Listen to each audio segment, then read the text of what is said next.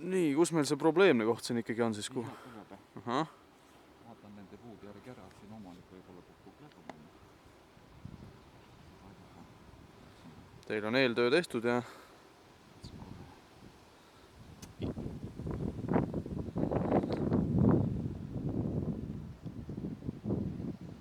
siit on need risti tulevad need puud, siit nagu hekk tuleb puud, põhimõtteliselt siin peaks nagu lõppema, aga see aed läheb. No ei ole loogiline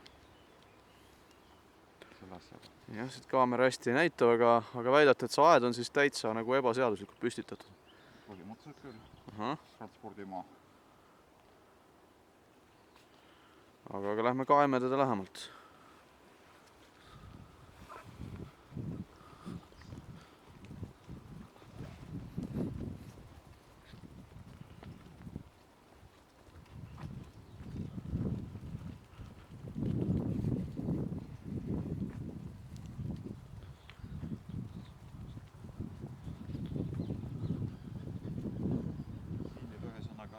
Peaks piir minema kuskil ja sealpool see aed, see ei ole, see nüüd transpordimaa, sealpool on nüüd üldkasutatav maa, on pandud aed et kuidagi nagu loogiline, siit on üks koht, kus on näha. Aga ikka tahaksin jalutada pigem.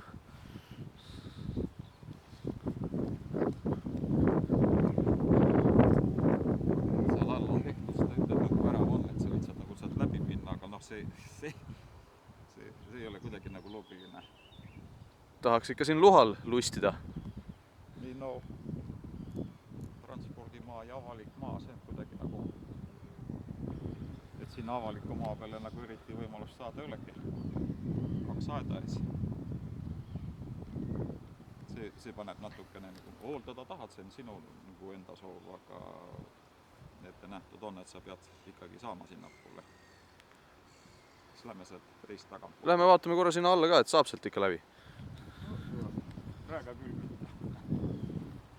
Ei ole kunagi käinud, et veavad enda maaks, ajavad siin võib-olla loomi ka veel kallale. Aga kui te proovinud ei ole, ega te teada ei saa.